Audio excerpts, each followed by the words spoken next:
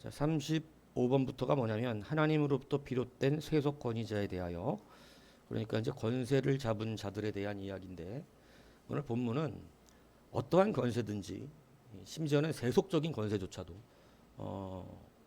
그 권세가 하나님으로부터 주어졌다, 이거를 인정하라는 것입니다. 그게 믿음이죠. 근데 그 권세 앞에 대적하지 말아라, 이 얘기하는 겁니다. 그러니까 이게 질서거든요. 그러니까 하나님은, 다시 말씀드리지만, 아무리 우리가 잘난 체를 하고 난척을 하고 뭐 아는 척을 하고 뭐 능력이 있고 돈이 있고 뭐가 있어도 하나님의 일을 하나도 할 수가 없어요. 왜냐하면 하나님이 그 사람 안 쓰고 돌보지 않으면 아무것도 아니거든요. 그렇기 때문에 하나님은 하나님의 뜻대로 하는 걸 기뻐하십니다.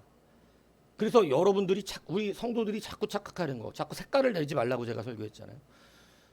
색깔 내는 게 잘난 체 하는 것이거든요. 그러니까 결국은 자기 색깔을 내서 자기의 존재감을 확인하고 자기를 드러내고, 내가 이만큼 깨끗하고, 내가 이만큼 도덕적이며, 내가 이만큼 생각이 깊고, 내가 이만큼 아는 게 많고, 내가 이만큼 뭐 잘났다, 이거 이제 보여주려고 하는 거예요. 근데 그렇게 하는 것처럼 도토리 키 재고 있는 일들이 없다, 이 얘기죠. 뭐 이렇게 뭐 별로 뭐 그잖아요. 근데 정말 하나님이 원하시는 건 뭐냐? 순종하는 겁니다. 그러니까 사실은 순종하는 자를 통해서 하나님은 일을 이루시는 거예요. 그러니까 하나님의 말씀대로 사는 것을 기뻐하고 그 말씀대로 행하려고 하는 그 삶이 믿음 있는 삶이지, 이게 뭐 조금 말씀 좀 들었다고 아는 체하고 막 뭐 그잖아요. 가르치려고 하고 뭔가 제가 우월감을 갖고 그 좀 높은 데서 뭔가 말하려 해보려고 하는 이러한 자세는 이미 하나님께 인정받지 못하는 그러한 태도라고 하는 것이죠. 그래서 정말로 우리가 이 땅 가운데 살아가면서 권세, 하나님께로부터 위로부터 나지 않은 권세가 없습니다. 성경이 분명히 가르치는 바입니다.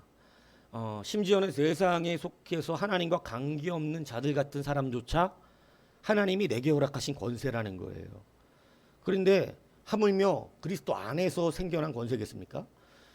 하나님은 내가 뭐 옳다, 옳은 말 이렇게 하는 걸 기뻐하시는 게 아니에요. 이 세상이 지금 이걸로 지금 서로를 다 밟아 뭉개는 시대거든요.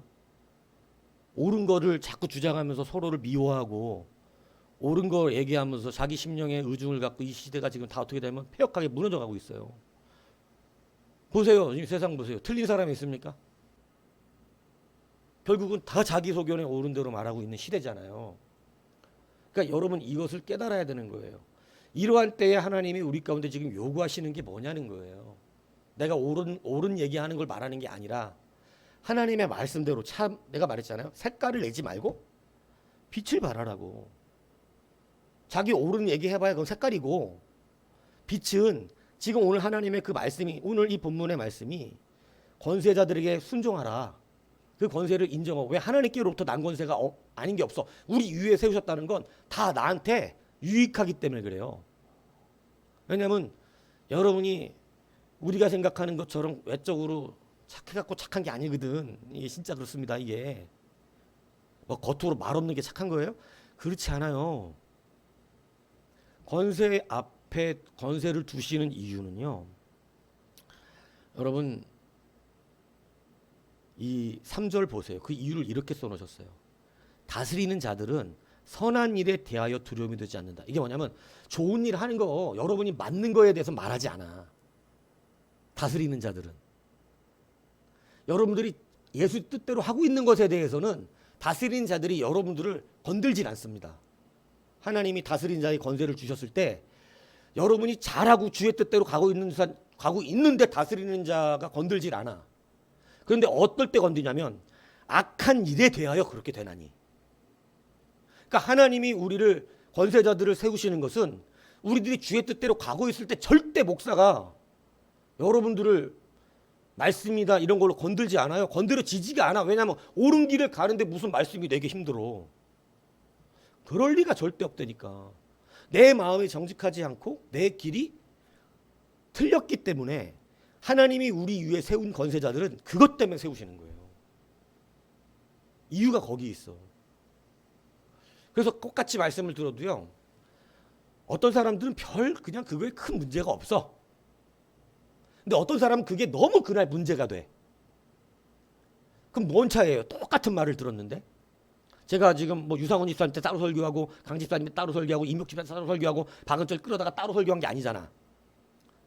예? 박은철 혼낼 때는 따로 화장실에 끌어다가 거기서 쪼이트 까면서 따로 네 문제 이렇게 얘기한 게 아니거든요.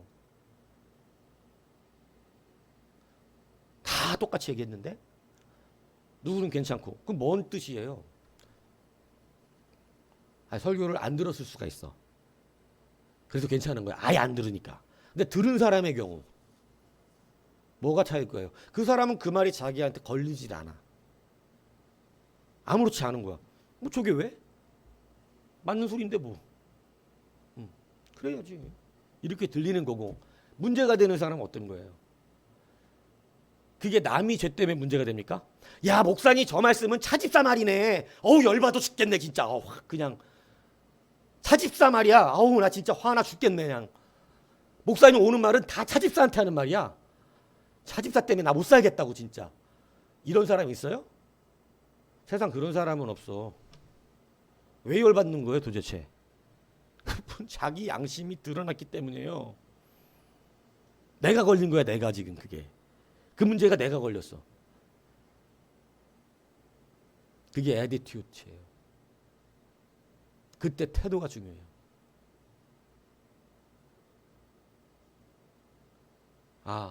하나님의 섭리가 나를 옳은 길로 인도하는 과정임을 아는 거예요. 그게 범사예요. 그래서 그것에 대한 감사, 이것을 예정이라 그러는 거예요. 요걸 이제 구별을 잘 못하면 이제, 왜냐하면 이게 질문을 저한테 했어요. 그렇기 때문에 말씀을 드리는 거예요. 예정과 예정을 잘 구분을 못하더라고. 예정과 하나님의 섭리가 어떻게 돌아가는지. 다 하나님의 뜻대로 간다고 하는 건데 이게 어때? 거기에 뭐를 고려를 안 한 거냐면 자유의지예요.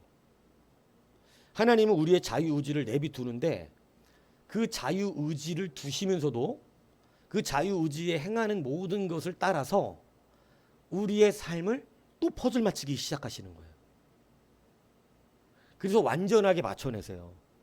그 과정이 있는 거예요, 우리가.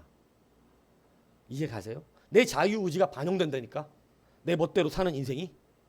하나님이 이걸 반영 안 시켜주면, 우리를 강제적으로 그냥 끝까지 제 길 가게 하셨다면 너무 빠르고 편하지. 근데 그렇지 않고 하나님은 우리의 자유의지가 하나님께 도달되게 만드세요. 이해 가세요? 그래서 아멘하여 영광을 돌리게 만드신다니까. 무슨 얘기인지 이해 가십니까? 그래서 여러분들이 그렇게 해도 하나님은 계속해서 그 퍼즐을 맞춰놓고 계셨기 때문에 그게 맞아. 그 길로 가는 거야 계속. 그래서 어떤 자는 이 가룟 유다의 길을 계속 가버려. 어떤 자는 끝까지 그 길을 가는 거예요. 끝까지 자유자. 예수님이 계속해서 말씀하시잖아요. 몇 번을. 그러지 마라. 나랑 손 놓는 자가, 나와 같이 떡을 잡는 자가, 그리고 네 할 일이 뭐냐? 이렇게 말했을 때 그 예수님 팔려고 그랬었잖아요. 이거 다른 제자들은 전혀 뭔 소리인지 아무도 못 알아듣고 양심에 뭐한 사람만, 걸린 사람만 그 말을 알았습니다. 가룟 유다는 계속 신기가 불편하죠. 예수님하고 밥 먹는 내내. 예수님 계속해서 회개의 기회를 주시는 거잖아요. 계속해서. 그런데 그의 자유의지가 하나님께 도달되지 않음입니다. 그렇기 때문에 우리가 이제 권세자에 복종한다라고 하는 것이 때로 이제 이것을 너무 개념 없이 생각 없이 사는 인생이 너무 많아요. 근데 종교 개혁자들은 이 부분을 굉장히 중요하게 여긴 부분이 있습니다. 왜냐하면 성경을 다루기 때문에. 그러니까 우리들은 지금 이 말씀 참 쉽지 않은 말씀. 이거 누가 들어 지금 이 말씀을. 내 맘대로 사는 이 풍조가 강력한 이 시대에 누가 이 말을 듣겠냐고. 근데 나중에 보세요. 이 말씀 강력하게 주님 앞에 설 말씀입니다. 너는 권세자들에게 순종한 적이 없다. 여러분 이거 잘 들으셔야 된다니까. 그래서 누구든지 권세자가 세워져요. 목사인 저도 권세자가 있을까 없을까요? 소속에 따라 있다니까. 그 소속의 권세자들을 통해서 우리들의 문제점과 연약함들을 하나님은 다스리세요. 아니면 밑에 사람은 못 다스려 거의. 그러니까 다 다스려. 그러니까 그 다스림이 오늘 3절이 말하듯이 선한 일에 대해서 절대 목사는 여러분하고 부딪힐 일이 없습니다. 여러분이 잘하는데 목사가 여러분하고 부딪힐 일이 없어요. 하나님의 뜻대로 가는데 부딪힐 일이 없습니다. 그런데 마음의 악함과 교만과 폐역감과 뿌리의 잘못됨, 그죠? 그래서 그 일 때문에 부딪히는 거예요. 그래서 네가 그 권세를 두려워하지 아니하려느냐? 왜 이렇게 말하냐면 그 권세를 두려워해야 고치잖아요. 그 권위가 있어야 돼. 그 권세자가 나한테 나의 틀림을 지적을 하거나 내 어떤 삶 속에서 그것을 가르칠 때 그 권세의 권위가 내게 능력이 있어야, 힘이 있어야 내가 틀렸구나 이런 태도가 돼야, 그리고 그걸 고치려고 하는 거죠. 근데 만만하면 어떠냐면 개긴다니까요. 선생님이 요즘은 만만하니까 어때요? 개기는 거예요. 대적한다고 그러죠. 성경용어로 대적을 하는 거지. 심판이 있다니까요. 그래서 또 한번 어려워지는 거야. 또 힘들어. 여전히 해결이 안 돼. 그래서 우리에게 권세자를 주신 그 뜻이 바로 요거라는 사실을 여러분들이 기억하시고, 그래서 선을 행하라. 그리하면 뭐를 받아요? 3절에 칭찬을 받는 거지. 그러니까 성경이 말하는 칭찬받는 것은 뜬금없이 해주는 게 아니라 선을 행하는. 선은 뭐죠? 하나님의 뜻을 말하는 거죠. 하나님의 뜻대로 행하라. 그러면 칭찬을 받아요. 근데 그렇지 않고 말씀이 나를 칭찬하지 않으면, 그러니까 똑같은 말씀이지만 누구에겐 칭찬이 된다니까. 그래서 같은 말씀이어서 어떤 사람에겐 디딤돌이 돼. 디딤돌은 뭐예요? 내가 딛고 올라서서 더 잘할 수 있는 이런 디딤돌이 되고, 어떤 자에겐 어떤 돌이 된다? 발에 걸려 넘어지는 돌이 되는 거야. 그래서 하나님은 말씀을 우리 가운데 두 가지, 하나로 던지시지만 사람들은 두 가지로 반응이 일어나. 저 말씀은 꼭 나를 걸리게 해. 말씀을 들을 때마다 발에 걸려. 그냥 날 자꾸 넘어뜨려만. 근데 어떤 사람에게는 내가 그걸 딛고 일어설 수 있도록 하는 그러한 말씀이 되는 거죠. 그래서 권세자에 대한 의미를 우리가 이 시간 다시 한번 깊이 생각을 하셔야 돼요. 여러분, 세상 권세조차도 하나님께로 권세가 다 났어요. 우리는 국가 권력이라든가 모든 행정의 권세들을 들으면서 그 권세 앞에 순종해야 될 의무가 존재합니다. 그러면 그 지도자들에게도 하나님 권세 가진 자들에게 그럼 또 책임을 주셨을까요? 안 주셨을까요? 왜 주셨어요? 그래서 그 다스리는 자들은 다스리는 자의 책임을 말씀대로 해야 되고, 말씀을 받고 다스림을 받는 자들은 그 권세 앞에 복종돼야 되는 거예요. 이게 합력하여 어떻게 되는 거예요? 이게 그래서 선을 이루어져요. 내게 저렇게 하니까 나는 그 말씀을 듣고 그대로 따라서 그 권세 앞에 굴복되어 같이 해주는 거죠. 고치는 거죠. 바꾸는 거죠. 위반하지 말라니까 위반 안 하는 거죠. 예. 바깥의 고법은 무섭잖아요. 그죠?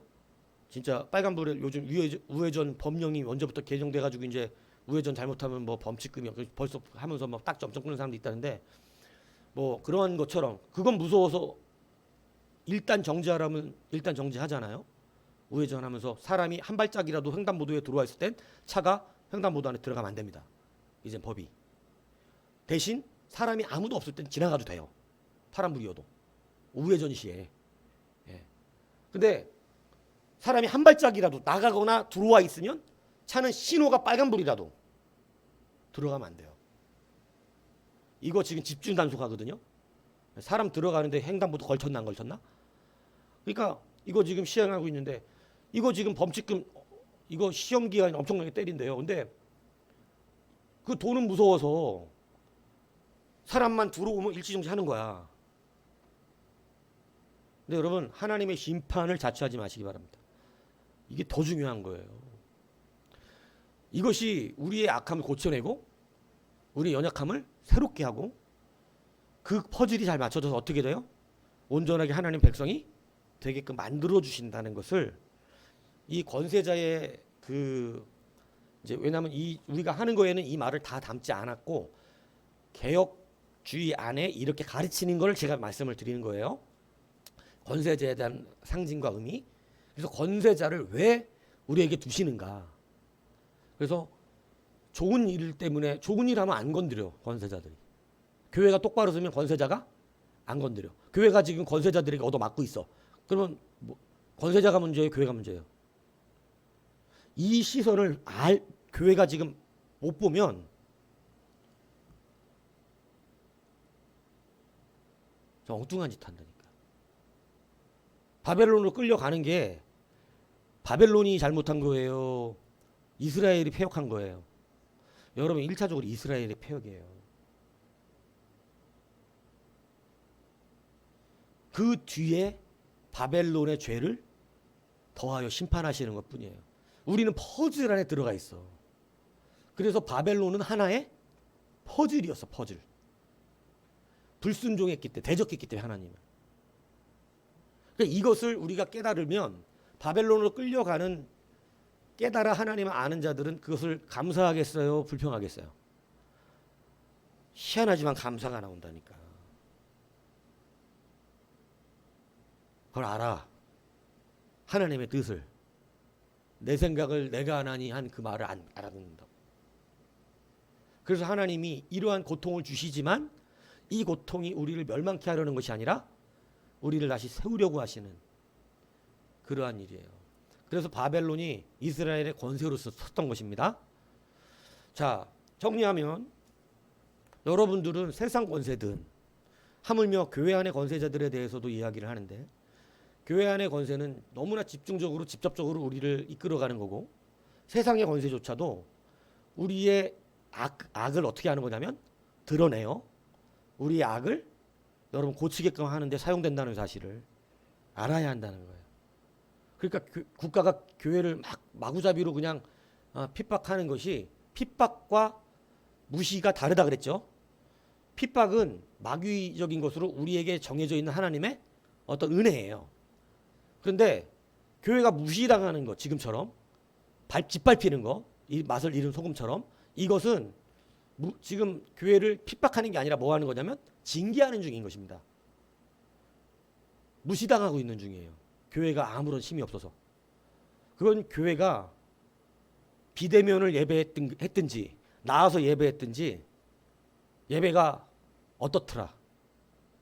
차이가 없더라. 집에서 예배해도 어차피 아멘 안 해. 집에서 예배해도 어차피 기도 안 해. 집에서 예배도 어차피 말씀 안 들어. 나와서 해도 똑같아. 그 사람들에 대한 심판이에요. 지금 껍데기와 알곡이 이렇게 구별되고 있는 거예요. 이것을 알려주고 있다는 것을 감사하시기 축복합니다. 알아들어야 되니까. 근데 이거 평생 말 안 해주고 교회가 핍박당하고 있어요. 해야 돼요. 이렇게만 얘기하면 안 돼요. 그러면 자기회개가 없잖아. 교회가 지금 자기회개 안 하잖아. 국가만 문제지.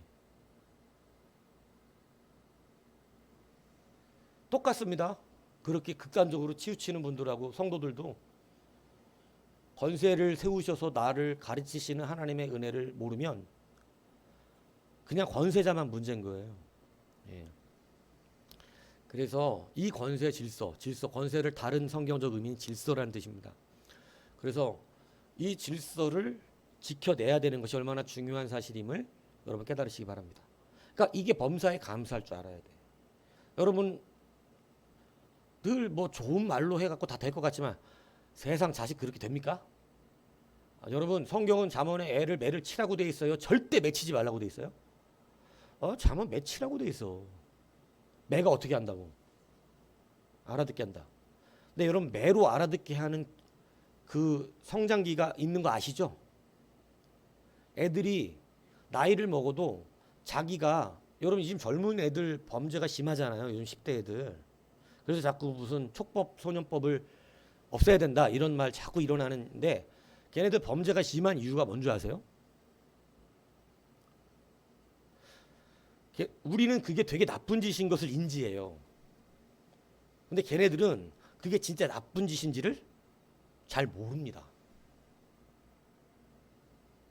왜 그럴까요? 왜 나쁜 짓을 모르죠? 안 맞아서 그래요. 지금도 어린 아이와 같아서 어린 애들이 이렇게 막 유아 때 막 아장아장 걷고 조금 막 뭐 손에 집을 때 애들 되게 조심해야 돼요.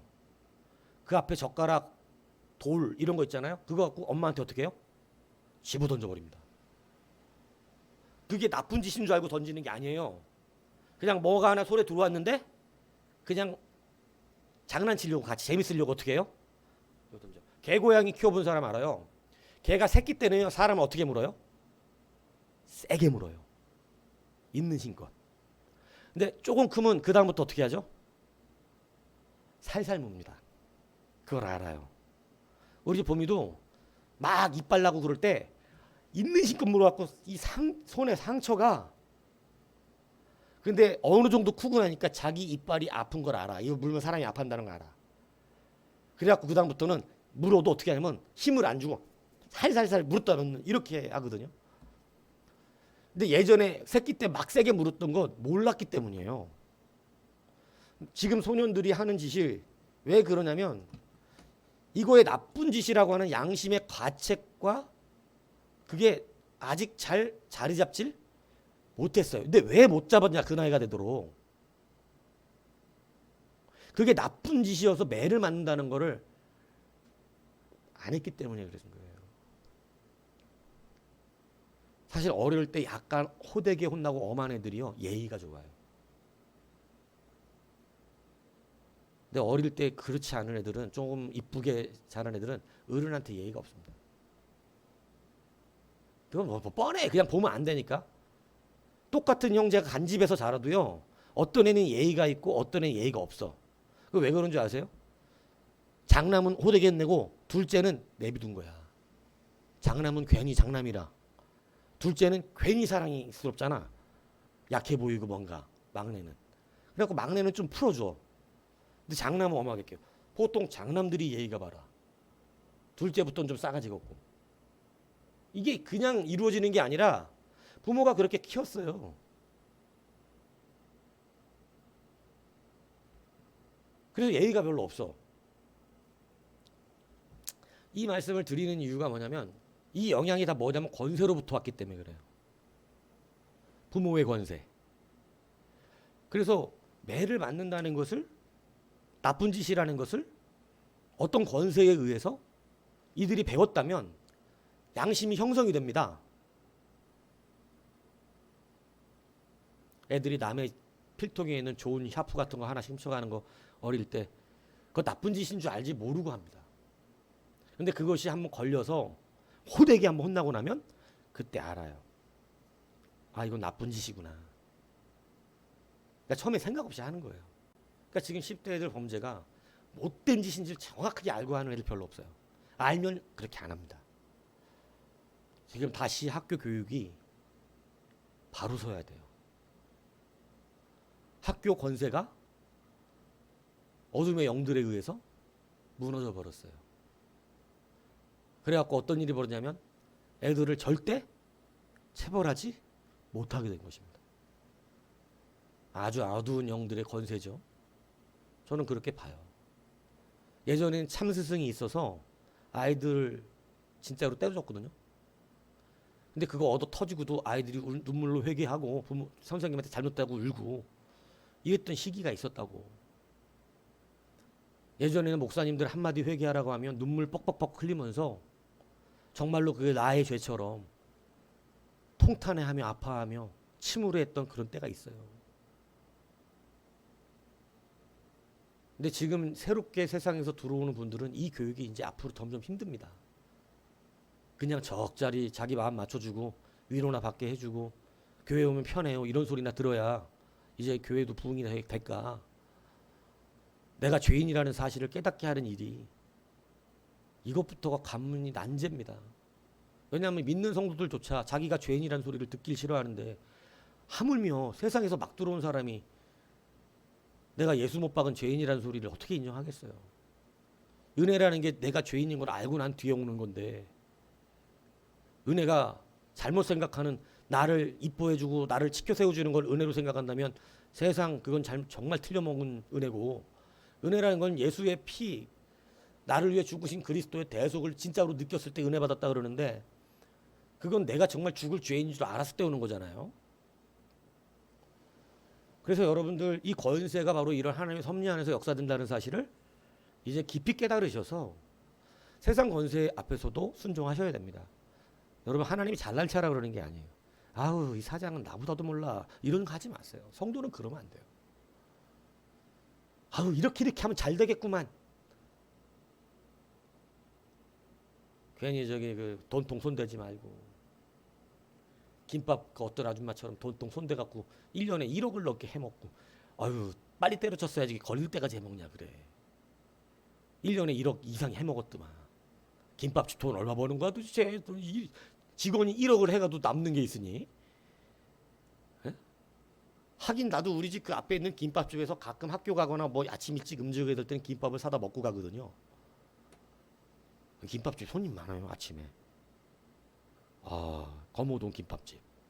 강 집사님 거기 가게 하나 얻어봐. 김밥. 네? 장사 잘 되더니. 저기 유 집사님하고 같이 말면 돼요.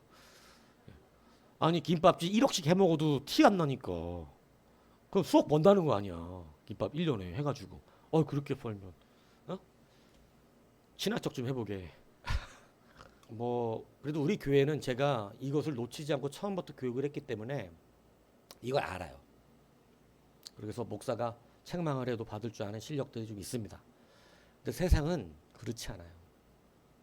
굉장히 이 부분이 어렵습니다. 여러분은 좀 단단해지고 있다고 좀 믿어요.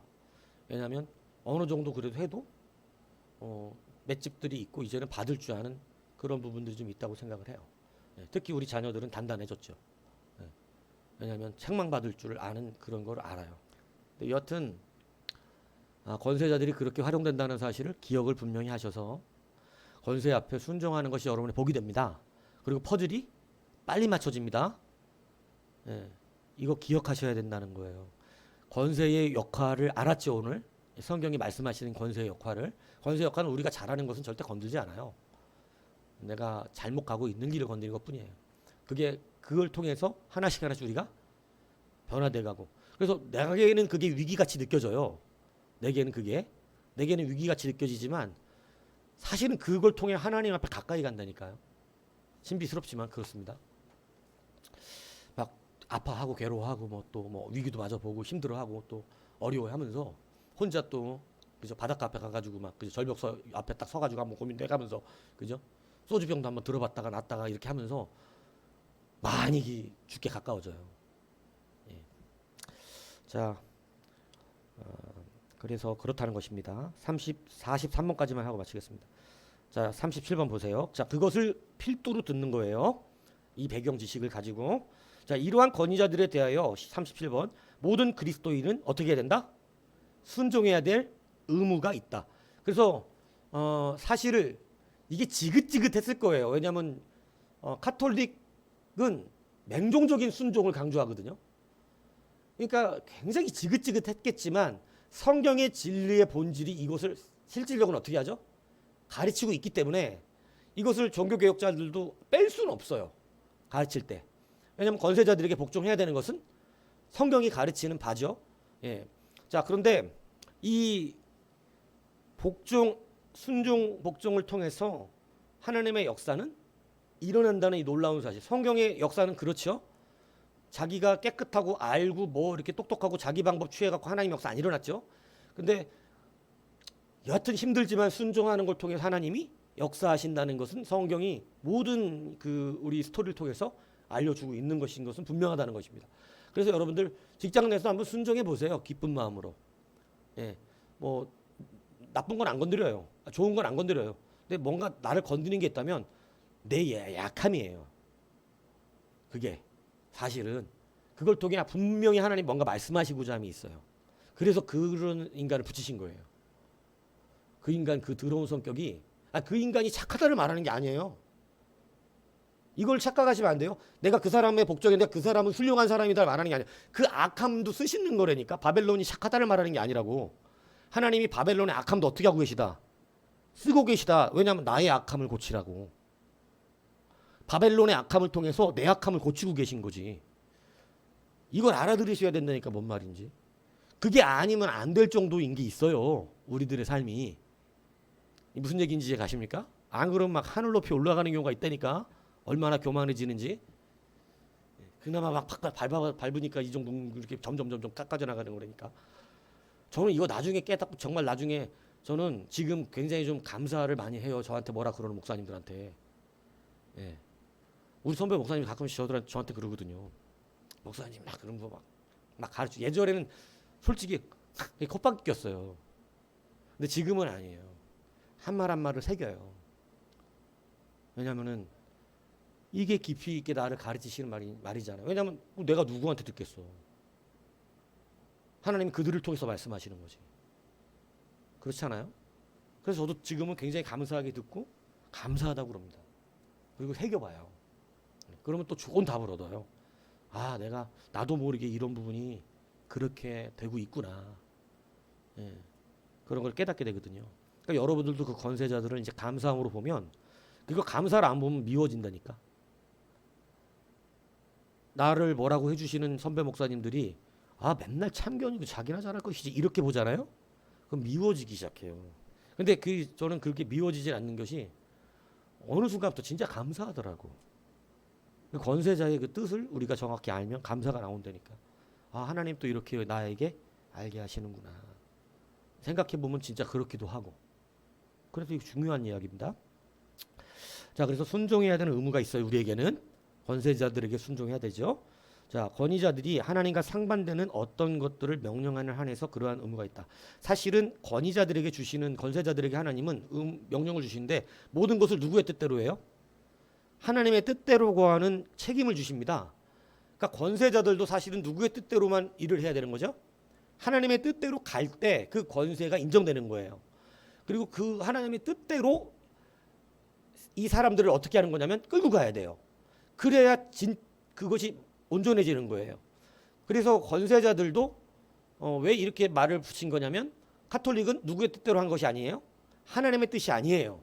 자기들의 입장과 자기들의 정치적인 이런 부분에 합하야 돈이 필요할 때마다 이럴 때마다 그런 짓을 했기 때문에 권위를 내세워 사람들에게 복종을 요구했기 때문에 그것이 아니라 권위자들에게 우리가 순종해야 되지만 하나님과 상반되는 것들을 명령하지 못한다는 거예요.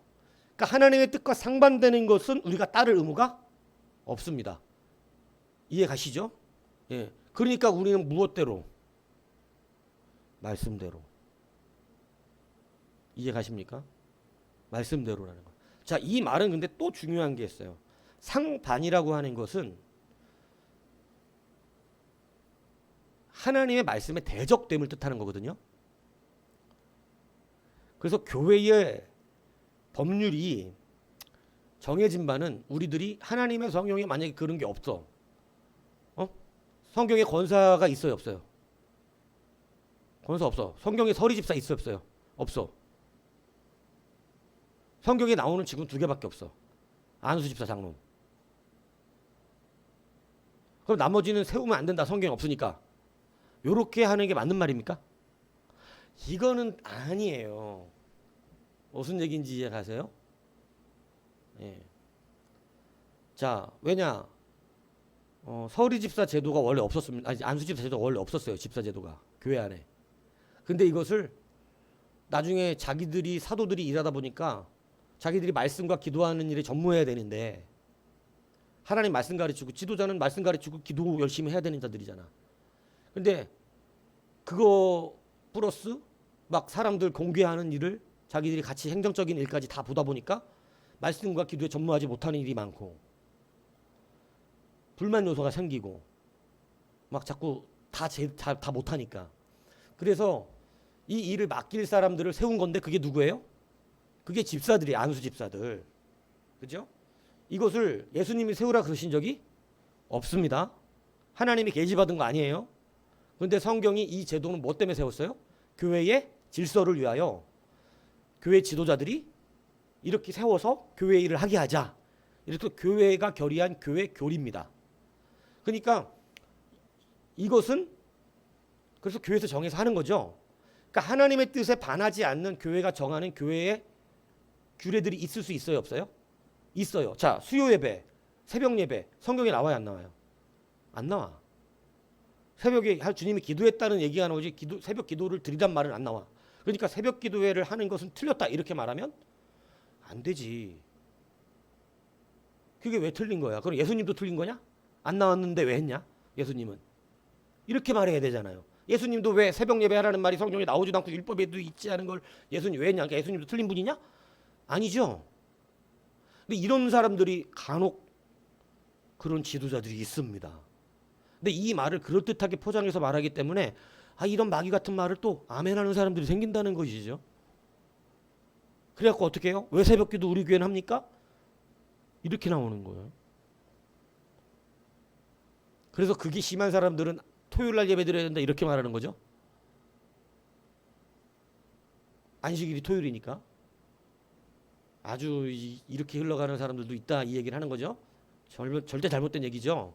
이 말 그 말하는 거 아니잖아요. 교회는 교회의 하나님의 말씀을 지켜내기 위해서 세부적인 어떤 교리들을 서로 회의를 통해서 어떻게 해요? 지도자들이 그 제도를 만들어내죠. 하나님의 말씀 뜻대로 하기 위해서 한국 교회는 뭐를 못 먹게 합니까? 우리 한국 개혁교회는 뭘 먹게 해요? 술, 담배 못하게 하는 것입니다. 성경에 술, 담배 못하게 하는 말이 나와요, 안 나와요? 그러니까 이렇게 무식한 사람들이 성경에 술 먹지 말란 말이 어딨냐 이렇게 하면 자기네들은 똑똑한 척 얘기하는 거지만 술이 어떻게 우리 가운데 역사했던 거를 우리 선교사들이 봤잖아. 한국 초창기 선교 보고서를 보면 한국 사람들은요, 이 여자들만 불쌍합니다. 키도 안 큰데 이만한 밥공기 5그릇을 먹어요, 애들도. 선교사들이 놀랬대요. 자기 얼굴만한 밥을 5그릇이나 먹는데. 그 옛날 시골 가면 저도 기억나요. 내 얼굴만한 밥그릇에 밥을 한가득 퍼주고 꽉꽉 눌러 퍼주더라고. 그리고 다 먹으래. 그러니까 옛날 조선 사람들은 배만 이렇게 나온 거예요. 똥배만. 탄수화물만 잔뜩 먹으면 똥배 나오거든요. 그러니까 그런 것에 할 일이 없으니까 가난해도 일을 안 합니다. 한국 사람들이, 조선 사람들이. 그래갖고 쌀 가지고 뭐 해요? 술당 가가지고 낮이고 밤이고 거의 조선 사람들은 늘 제정신 사람들이 없었던 선교 보고서가 있어요. 가난한데 일은 안 하고 그냥 쌀 갖다가 농사지으니까 쌀 갖다가 빚은 술만 먹고 낮이고 밤이고 그냥 술 취해서 사는 거예요. 그래서 한국 우리 처음 이 개혁교회에 들어올 때는 한국 교회 교리로 정해놓은 게 뭐냐면 교회 다니는 사람은 술과 담배를 금하게 한 겁니다. 그 교리를 지금도 우리는 받고 있죠. 그리고 사실 술을 성경은 긍정적으로 말하는 부분이 거의 나오지 않고 대부분 술에 대하여 부정적으로 말하고 술을 즐겨하는 사람은 부자가 될 수 없다고까지 말하고 있고 술을 좋아하면 왕이 될 수 없습니다. 왜냐하면 술을 좋아하는 왕은 나라를 망가뜨린다고 돼 있어요. 그러니까 이런 부분들이 있어요. 그러니까 우리가 이러한 교회가 정하는 법들은 그것이 믿음 안에서 그것은 교회의 법이고 그리스도의 머리가 우리에게 허락하신 법임을 우리가 믿는 거예요. 그게 믿음의 능력이에요. 근데 성경이 안 나오면 끝 이래버리면 그 사람은 교회 생활 못하죠. 그죠? 예. 교회 와서 청소하란 말은 어디서 도대체? 예? 그런 거 없어서 안 한다 그러면 이런 식으로 반응하는 게 아니다. 이게. 하나님의 말씀을 우리가 지켜내기 위해서 교회도 법을 정하죠. 그래서 우리는 우리의 신앙이 떨어지지 않기 위하여 수요일 기도하는 시간을 갖고 하나님 찾기 위해서 금요일 그리고 날마다 하루를 주님 앞에 더 간절하게 사모하는 자들을 위하여 새벽 기도회를 두어서 이것을 지킴으로 우리가 더욱더 하나님께 가까이 갈 수 있고 하나님의 말씀의 뜻대로 살아갈 수 있는 영적 전쟁을 감당할 수 있게끔 해주는 것이 바로 교회의 제도이기 때문에 이렇게 이루어진 거죠. 근데 이것을 원론적으로 성경에 나왔냐 안 나왔냐를 갖고 따지고 그건 술을 먹지 말란 말이 어디냐라고 묻는 거하고 똑같은 질문이 된다는 사실이에요. 그래서 이런 질문을 하면 한숨부터 나오죠. 예. 도대체 이 사람 어디서부터 가르쳐야 될지 모르겠는 거죠. 예. 자, 그런 거예요. 자, 그래서 이 말을 알아들으셔야 돼요. 성경에 반한다는 것은 성경의 뜻에 하나님의 말씀을 대적하는 것을 말하는 거지 하나님의 뜻을 위하여 교회가 어떤 전통이라든가 교리적인 것을 세우는 제도적인 것을 세우는 것을 그것도 안 된다 이렇게 말하는 것이 아니라는 뜻입니다. 자, 그래서 모든 세속적 법률은 하나님의 뜻에 맞게끔 제정돼야 되는데 심지어 압제받는 자들이 불평하지 않더라도 권위자들은 저들을 보호해야 한다. 그러니까 권세자들은 하나님의 뜻에 의해서 모든 제도와 법들을 만들어야 된다. 이렇게 지금 뒤에 얘기해 주고 있는 것이죠. 그래서 그들을 보호해야 되는 것이지 보호를 위한 것이지 자기들 스스로 배부르고 잘 먹고 잘 살라고 하는 것이 아닙니다. 예, 그래서 성경이 지명하신 하나님의 백성 권위자들은 사실은 하나님의 백성들을 중심으로 살아요. 예, 왜냐하면 사명이 그래요. 그래서 그 자기 배불리려고 일하면 꽤 많은 게 달라집니다. 그런데 성도들을 바르게 가게 하기 위해서 하기 때문에 이렇게 돼야 된다는 것을 말하고 있는 것이죠. 이러한 세속 권위자들만이 하나님의 진노를 유발시키지 않고서 사람을 사형 집행할 권력을 가지고 있다. 개혁교회는 사형을 실시합니다. 그러니까 이게 답부터 알려드리는 거예요. 개혁교회는 사형을 지지해요. 예. 그러니까 칼빈은 사형제도를 많이 활용했던 사람입니다. 실질적으로 칼빈의 역사를 보면 이것 때문에 칼빈주의를 욕하는 분들이 많은데 이 찌빙글리도 마찬가지로 사형 집행권이 권세자에게 있다는 것을 말하고 있어요. 자, 이게 성경적일까요? 아닐까요? 당연히 성경적이니까 종교개혁자들이 말하는 것입니다. 무슨 얘기인지 이해 가세요? 네. 여러분, 사람을 죽일 권세, 사람의 생명을 뺏을 권세가 사람에게는 없습니다. 분명히 하나님의 말씀대로 똑같이 말씀드립니다. 사람에게는 사람의 생명을 뺏을 권세가 없어요. 그런데 하나님이 사람의 생명을 사형 집행할 수 있도록 권세자도 허락하셨습니다. 그래요, 안 그래요? 이 두 가지가 부딪히는 말씀이 아닙니다. 그런데 왜 사형 집행을 하는 것을 교회가 지지하느냐? 뭐 이런 식으로 개혁교회는 왜 사형 집행을 실시할 수 있게 하느냐? 이렇게 물을 때 성경에는 절대 사람의 생명을 못 뺏게 돼 있지 않느냐? 이렇게 말할 때 그렇지 않습니다. 생명을 뺏을 수 있는 권세자를 두셨어요. 그게 누구냐면 세상 권세자입니다. 세상 권세자는 하나님의 뜻대로 가지 않고 하나님 앞에 대적하여 그 악을 행하면서 사형에 해당하는 죄를 짓는 그런 자들을 사형 집행할 수 있습니다. 이게 원칙이에요, 일단은. 그러나 그 권세가 없다는 것이 아니라 예수님은 어떻게든지 어떻게 하시기를 원했죠? 살려내기를 원하시고 생명을 주시기를 원하셨다는 것은 분명합니다. 그래서 이것이 원칙과 우리의 지향은 함께 균형을 이루어야 합니다.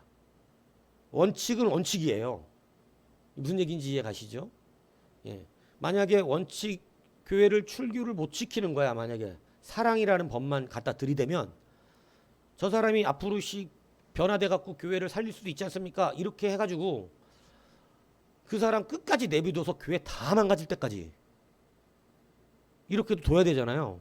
사랑의 법으로. 근데 교회는 그걸 허락지 않아요. 예.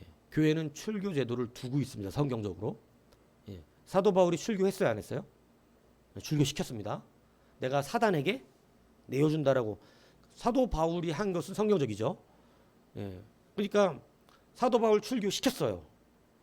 그러니까 사랑의 법이 우리가 생각하는 것과 꽤 많이 다르고, 오히려 그때 사랑의 법은 뭐였냐면 사도 바울이 내가 그들을 사단에게 내어주는 이유를 분명히 말해요.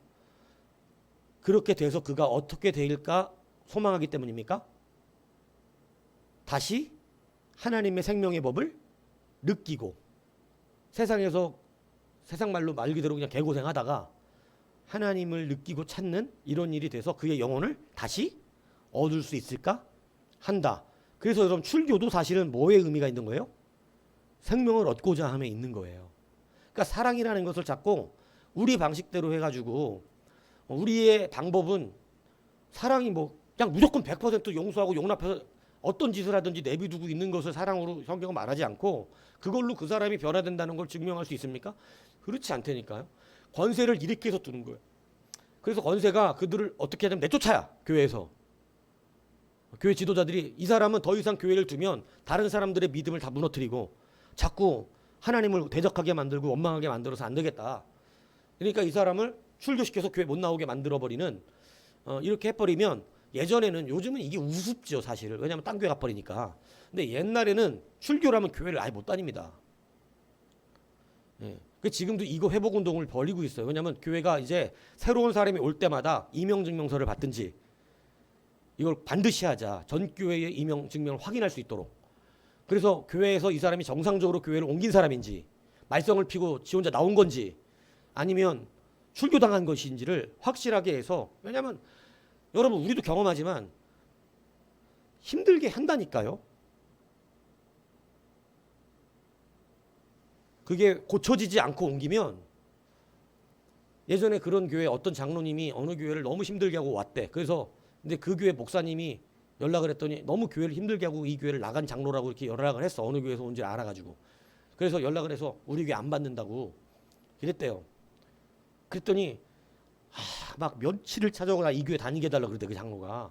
그래서 우리 교회 오지만 우리 교회에서는 장로가 되실 수 없습니다. 이랬더니 그것도 좋으니 이 교회 다니게 해달라고 그래서 했대. 그래서 공동의회에서 교회에서 이제 열심히 나름대로 하는 것 같아서 나중에 이렇게 보는데 어느 순간에 또 목사의 대적자가 돼가지고 공동의회 하는데 또 그 사람이 교회 장로도 안 세웠거든요. 근데도 자기가 교회 공동의회 회원이니까 또 막 분란을 일으키고 막 원망 불평을 일으키고 뭐 이러쿵 저러쿵 막 이러더라는 또 목사를 대적해서 고쳐지지 않으면 처음에 가서는 낯서니까 적응해야지. 근데 절대 고쳐지지 않으면 똑같은 짓을 또 하게 돼 있어요. 그래서 지금 한국 교회가 이것을 워낙에 피해가 또 많으니까 이게 꼭 그런 피해가 있더라고. 그래갖고 지금 다시 교회들끼리도 이거 분명하게 하자. 이명증명서 받지 않으면 받지 않기로 하자. 이명증서 없다면 그 사람은 뭔가 문제가 있는 거잖아요. 이단이든가. 그러니까 정확하게 교회에 이제는 이렇게 넘어간다는 이런 것들을 서로가 하자. 아니면 받지 말자. 버린다니까. 그냥 마귀는 결국 마귀 짓을 한다니까. 어딜 가든지. 그러니까 지금은 교회가 이제 이런 운동 회복해서 지금 이명 반드시 교회에 이사 가거나 이렇게 하는 사람들에게 확인해 줄 수 있도록 이렇게 하자고 지금 교회들끼리 지금 연합이 되고 있는 중이었는데 뭐 벌써 뭐 한 몇 년 전 이야기인데 어떻게 되고 있는지 모르겠는데 뭐 총회에서 또 이야기가 있겠죠. 여튼 그렇다는 사실을 우리가 알아야 돼요. 그래서 사형 교회의 사형 집행권이 있습니다. 예, 그래서 그 권세 이거를 세상 권세자들이 해요. 예, 그래가지고 이런 일들이 일어날 수도 있습니다. 자, 그리고 41번 만약 세상 통치자들이 하나님께서 책임감 부여하신 모사들과 참모들과 함께 합당하게 임무를 수행한다면 통치자들은 그들에게 육신적인 생계를 제공해줄 의무가 있다. 뭐 그렇게 복잡한 얘기 아니죠. 자, 그러나 만약 통치자들이 불신앙적으로 그리고 그리스도의 원리에 따라 행하지 않는다면 저들은 하나님에 의해 대치된다. 세상 권세자들일지라도 그들이 하나님의 뜻에 맞지 않으면 누가 심판한다는 뜻입니까? 하나님이 직접 그들을 심판하실 것이다. 자, 이 종교개혁의 원리에 따진다면 국가를 교회가 심판할 수 있습니까? 없습니까? 없다는 얘기예요. 그러니까 함부로 국가지탄 데모 이런 거 하지 않아야 된다는 것이죠. 방법을 달리해야 됩니다. 교회는 국가에 대하여 정확하게 하나님의 말씀을 선포하고 전달해야 됩니다. 이해 가시죠? 이거하고 이 사명하고 하나님의 말씀을 정확하게 선포하는 거하고 잘못된 것을 저항하는 문제하고 이 정치 운동은 다른 문제입니다. 이것을 교회 지도자들이 정확히 구분하지 못하면 정치 운동을 하면서 하나님의 뜻을 전달하고 있는 것으로 말하는 경우도 굉장히 많아요. 이것은 하나님이 기만당하지 않아요. 하나님 정직하게 하십니다. 하나님의 뜻을 이루고 싶은 건지 자기의 정치적 성향인지 이것을 분명히 알고 계세요. 자, 그래서 많은 분들이 이거 좀 속이는 것 같더라고요. 자, 그래서 이제 마지막 요지는 이것이다. 가장 최고의 그리고 최상의 세속 정부는 통치자가 하나님에 의해 지배받는 곳에 존재하며. 그러니까 그렇죠. 이게 뭔 얘기냐면 그들이 어디에서 통치를 하든 하나님의 지배가 없는 곳은 없어요. 그래서 하나님의 지배가 있는 곳에 존재하는 거예요. 반대로 자신의 마음을 따라 다스리는 통치자. 그러니까 통치자가 하나님의 뜻에 의해서 통치하고 다스리고 가르쳐야 되는데 그게 아니라 어떻게 해버리면 자기 마음의 소견에 옳은 대로 다스리는 통치자가 있는 곳은 가장 사악하고 위태로운 정부다. 그러니까 딱 잘라 말하는 거예요. 지금 국가 정부가 우리나라 기독교 국가는 아니지만 사실은 다 하나님의 통치 아래 있습니다. 그래서 이 국가 정부가 하나님의 뜻을 제고하지 않는 이런 것을 하면 사악한 정부예요. 이건 말할 수 있다. 니들은 사악한 정부다. 근데 내 정치 성향 때문에 니들은 좌파 사회주의 공산주의라서 그렇다. 이게 아니고 니들은 하나님의 뜻에 맞지 않기 때문에 사악하다. 이게 달라요. 이해 가시죠? 예, 우리는 정확하게 해야 되는 거예요. 동성애를 자꾸 인용하려고 하는 거, 지지한다는 거, 사악한 정부죠. 영이 이미 틀려서 그래. 영이. 사악한 정부라고 우리가 말할 수 있는 근거는 말씀인 것이지. 예, 무슨 얘기인지 아시죠? 그래서 이러한 부분들이 있습니다. 그래서 하나님이 주시는 권세는 그들의 악함에도 불구하고 여러분 우리가 하나님 앞에서 정직하다면 그들이 우리를 건드릴 수가 없어요. 왜냐하면 하나님의 보호하심에 있습니다. 예, 그런데 우리가 하나님 앞에 온전하지 않으면 세상의 악한 정부일지라도 우리를 건들기 시작해요. 예, 세상 내가 속해 있는 곳의 사장도 이상하게 나를 힘들게 만들어. 예, 내가 별로 문제가 없는 것 같은데 날 건드려. 그렇지 않아요. 문제가 있어서 그런 거예요. 저 사람 승질 들어서 그래요. 그렇지 않아요. 그 사람 승질 들은 거 원래 하나 알고 계세요. 그 승질 들어온 거 지금 쓰고 계신 거예요. 이해 가세요? 이거 이렇게 바라보는 게 믿음이에요. 성경이 그렇게 가르치고 있으니까. 근데 우리는 이것도 내가 해석하고 싶은 대로 해석하고 싶어서 절대 이것을 믿음으로 그렇게 받아들이려고 안 하고 그냥 내 감정과 내 생각대로 저 인간이 못돼서 그런 거지. 내가 뭘 잘못했까니. 이런 식으로만 생각한다니까. 내가 내 안에 있는 악함을 하나님이 권세를 통하여 다스리고 있는 것. 이거를 이해하지 못한 게 성경에 너무 많은 사람들이 이렇게 나오잖아요. 우리가 대표적으로 말하는 게 바벨론 포로기고 왜냐면 워낙에 큰 사건이니까. 우리가 뭘 잘못했다고 바벨론 포로로 끌려가냐? 깨닫지도 못하는 사람들 너무 많았죠. 자기 죄들을.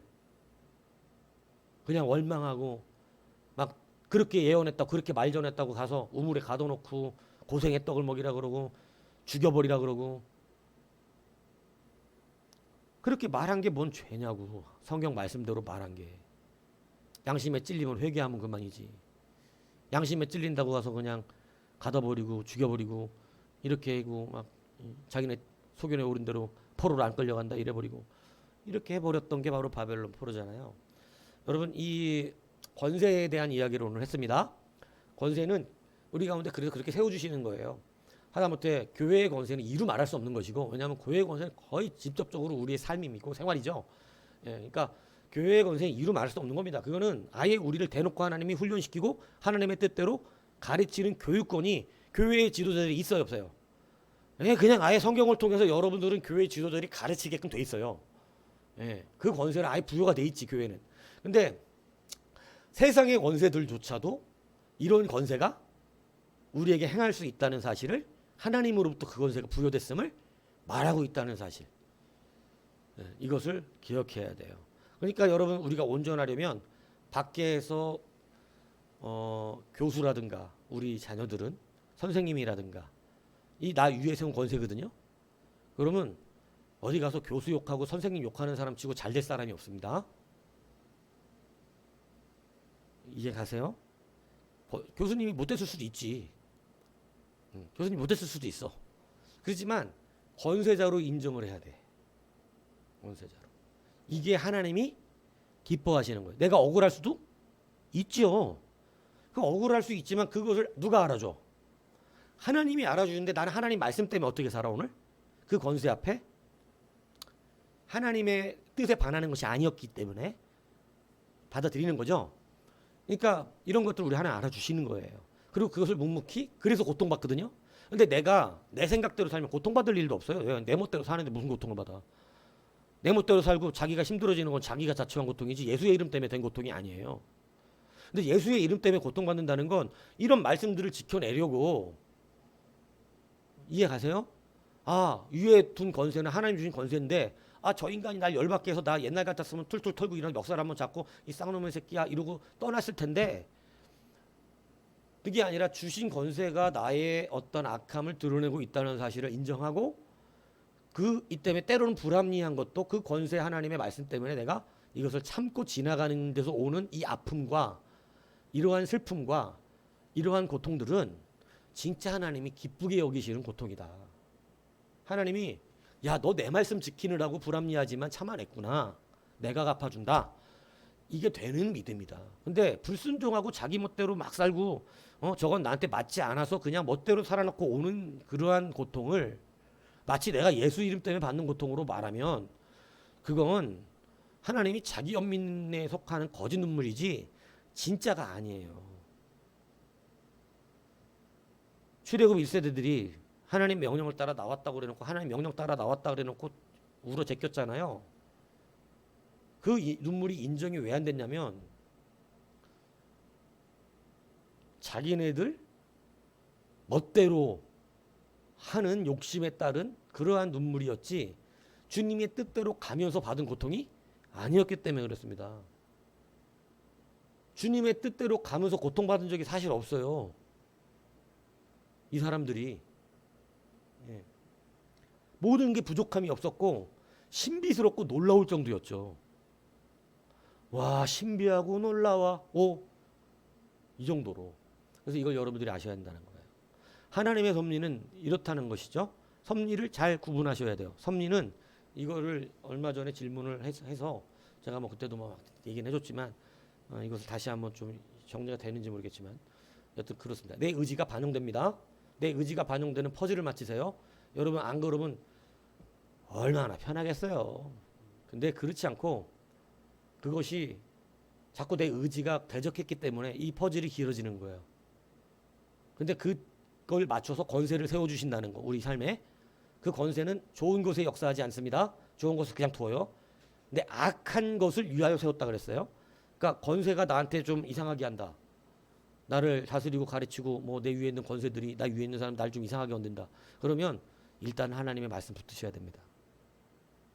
주님, 내가 뭔가 주의 말씀대로 온전하지 않은 부분들이 있음을 깨닫게 하시고 회개하게 하옵소서. 이렇게 알아야 돼요. 그래서 이것이 잘 점검될 수 있는 우리가 될 수 있기를 주님으로 부탁을 드립니다.